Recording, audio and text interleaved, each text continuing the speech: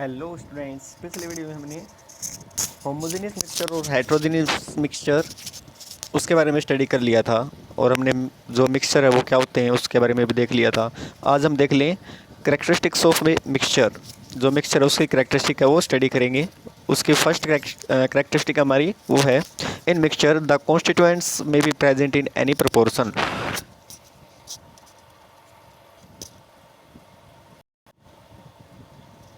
तो मिक्सचर के अंदर जो कॉन्स्टिट्यूएंट्स हैं जिससे मिक्सचर बना हुआ है, ठीक है, वो किसी भी अनुपात में हो सकते हैं, किसी भी प्रोपोर्शन में हो सकते हैं। हो सकता है एक ज़्यादा हो, दूसरा कम हो, तीसरा थोड़ा सा ज़्यादा हो। तो मतलब उनकी प्रोपोर्शन है वो कुछ भी हो सकती है, कोई फिक्स नहीं है, ठीक है।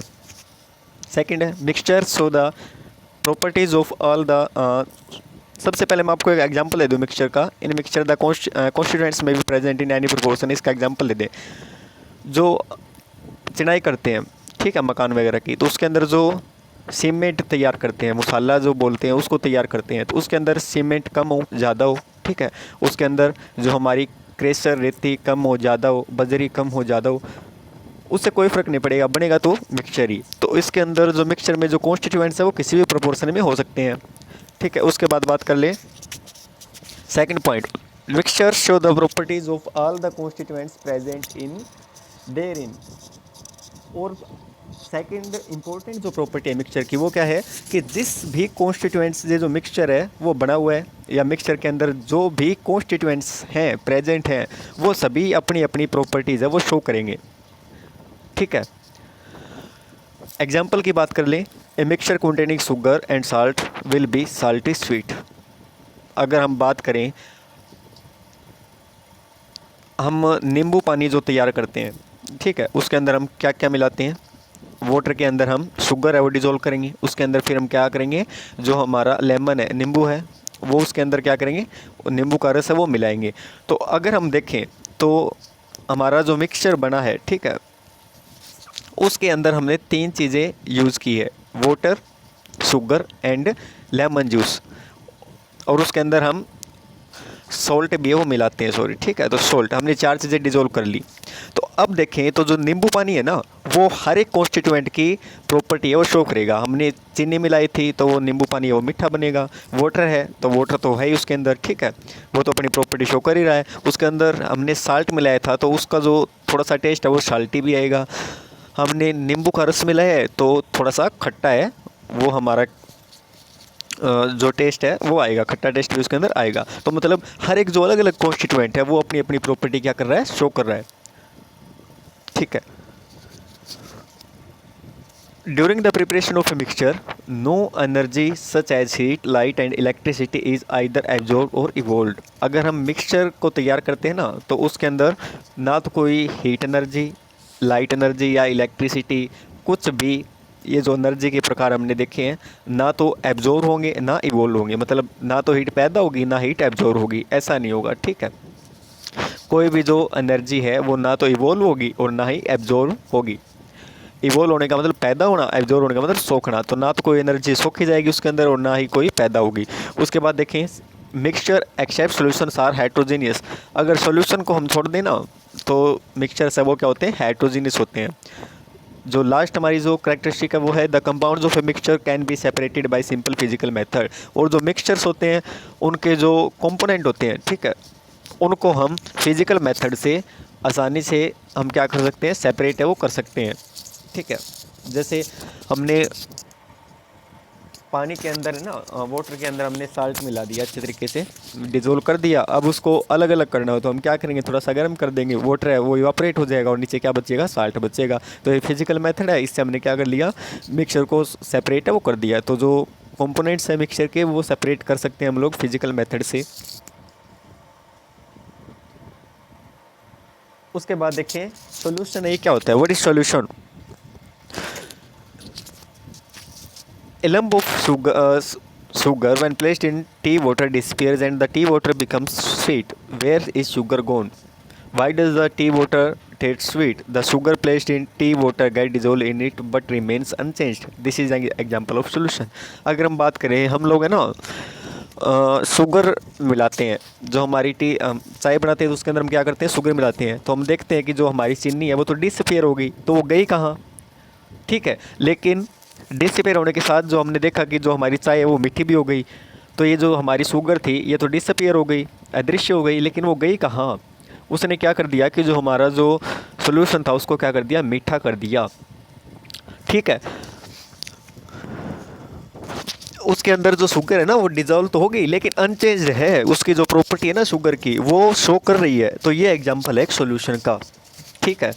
शरबत की बात कर लें, वो sugar solution of sugar and water, sugar and water का जो सॉल्यूशन है उसको हम शरबत बोलते हैं। सी वाटर भी क्या एक सॉल्यूशन है, उसके अंदर अलग अलग जो कंपाउंड्स है वो मिले हुए होते हैं, ठीक है।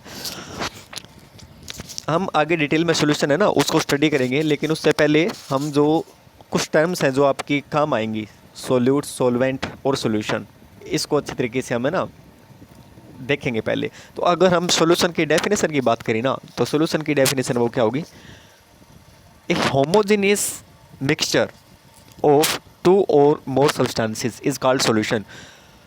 ये है हमारी सॉल्यूशन की डेफिनेशन, ठीक है। सॉल्यूशन है वो कोई भी फेज में हो सकता है, उसका फेज सॉलिड, लिक्विड और गैस कोई भी हो सकता है, ठीक है। तो अगर सॉल्यूशन की डेफिनेशन मैं फिर से रिपीट करूं, ए होमोजेनियस मिक्सचर, कंडीशन है कि मिक्सचर कैसा होना चाहिए, होमोजेनियस होना चाहिए, उसी को हम सॉल्यूशन बोलेंगे, ठीक है। A homogeneous mixture, a homogeneous mixture of two or more substances is called solution, ठीक है। फेज है वो कोई भी हो सकता है, लिक्विड या हमारा गैस या हम बोलेंगे सॉलिड, ठीक है। तो ये था सॉल्यूशन। उसके बाद हम देखेंगे अभी कि सोल्यूट और सोलवेंट ये क्या है, ठीक है। ये सबसे पहले आपको समझ में आना चाहिए, उसके बाद हम सॉल्यूशन है वो डिटेल में देखेंगे। सोल्यूट एंड सोलवेंट, हमें पता है कि हम जो सॉल्यूशन है ना वो कोई भी दो चीज़ें हैं ना, कोई भी दो सब्सटेंस है, उनको मिला के, उनको मिक्स करके, उनको डिजोल्व करके ऑब्टेन करते हैं, ये चीज़ें हमें पता है। A solution is obtained when a substance is dissolved in another substance. The substance which is dissolved to obtain a solution is called solute. जिस सब्सटेंस को है ना, अब बात आ गई सोल्यूट क्या होता है, सोल्यूट, ठीक है। जिस सब्सटेंस को हम मिला रहे हैं ना वो उसको हम बोलेंगे सोल्यूट। जिस सब्सटेंस को हम मिला रहे हैं ताकि हम सॉल्यूशन है वो ऑब्टेन कर सकें उसको हम बोलते हैं सोल्यूट। या साधारण भाषा में अगर मैं आपको सोल्यूट बताऊं तो जो कम मात्रा में होता है ना, हम दो चीज़ें मिला रहे हैं जिससे हमें सॉल्यूशन मिल गया, तो जो कम मात्रा में जो चीज़ आपकी होती है ना वो बेसिकली सोल्यूट ही होती है, ठीक है। साधारण भाषा में बोले तो ये आपका सोल्यूट होगा। जैसे मैं आपको एग्जांपल देता हूँ, एग्जांपल मैं दूँ तो आप चीनी और वाटर है उसको मिक्स कर रहे हो, ठीक है। तो आपने सॉल्यूशन ऑब्टेन करने के लिए चीनी मिलाई है ना, चीनी पानी के अंदर चीनी मिलाई है, ना कि पानी मिलाया है चीनी के अंदर, ऐसा तो नहीं ना। तो आपने चीनी मिलाई है पानी के अंदर, तो जो आप डिजोल्व कर रहे हो ताकि सॉल्यूशन आपको मिल सके वो होता है आपका सोल्यूट। तो यहाँ पे जो चीनी है ना कम मात्रा में, पानी ज़्यादा मात्रा में, तो चीनी क्या हो गया, आपका सोल्यूट हो गया, ठीक है।